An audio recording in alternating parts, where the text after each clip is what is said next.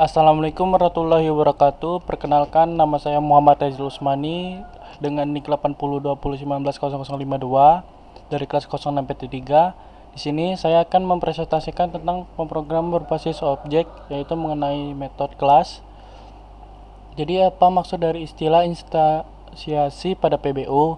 Instansiasi adalah pembuatan instan atau objek dari suatu kelas. Metode adalah fungsi yang didefinisikan di dalam suatu kelas. Objek-objek adalah instansi atau perwujudan dari sebuah kelas. Contoh codingannya dapat dilihat. Baiklah, berikutnya, apa ciri-ciri dari kelas yang bersifat abstrak? Secara garis besar dapat ditarik kesimpulan bahwa abstrak kelas memiliki ciri-ciri. Yang pertama yaitu mendefinisikan kelas yang bersifat abstrak. Yang kedua, tidak dapat digunakan untuk membuat objek. Yang ketiga, harus memiliki minimal satu metode abstrak. Yang keempat, digunakan sebagai base class untuk membuat concrete class. Yang kelima, untuk dibentuk dengan menggunakan kata kunci abstrak pada saat definisi kelas.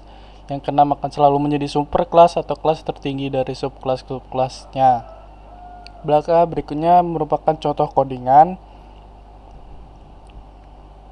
Yaitu selanjutnya itu apa maksud dari metode yang bersifat abstrak. Abstrak kelas adalah suatu kelas yang didefinisikan dengan abstrak.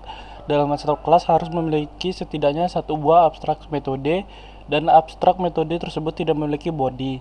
Intinya sebuah kelas abstrak nantinya dijadikan sebagai super kelas, sementara subkelas harus didefinisikan kembali metode abstrak yang terdapat pada kelas abstrak sekaligus dengan mengimplementasikannya. Perlu diingat juga bahwa abstrak kelas tidak dapat digunakan untuk membuat objek. Berikut contoh codingannya. Baiklah, berikutnya apa ciri-ciri dari kelas turunan? Yang pertama itu data dan fungsi yang dapat diwariskan hanya yang bersifat public dan protected. Yang kedua, untuk data dan fungsi private tetap tidak dapat diwariskan. Hal ini disebabkan oleh private yang hanya dapat diakses dari dalam kelas saja. Yang ketiga itu sifat pewarisan ini menyebabkan kelas-kelas dalam pemrograman berorientasi objek membentuk hierarki kelas mulai dari kelas dasar, kelas turunan pertama, kelas turunan kedua, dan seterusnya. Dan berikut contoh codingannya. Baiklah, yang selanjutnya itu apa maksud dari metode override? Overriding berarti mendefinisikan ulang metode yang terdapat di dalam kelas induk. Metode yang biasa di overriding hanyalah metode yang memiliki keyword virtual di kelas induknya, dan metode yang mengoverriding harus menggunakan keyword override. Overriding ini sering terjadi saat implementasi metode pada kelas induk tidak sesuai dengan perilaku kelas anaknya. Misalnya saja kelas mamalia. Asumsikan saja kelas mamalia memiliki metode pindah. Pada umumnya setiap mamalia pindah tempat dengan cara berjalan atau berlari. Namun paus memiliki cara yang berbeda dan tidak mungkin untuk berjalan atau berlari. Kelas paus tidak mungkin menggunakan metode pindah yang diwariskan kelas induknya kepada karena cara berpindah kelas paus berbeda dengan kelas mamalia pada umumnya. Oleh karena itu, metode pindah yang diwariskan dari induk perlu dinamakan ulang agar sesuai dengan kondisi kelas paus. Berikut contoh codingannya.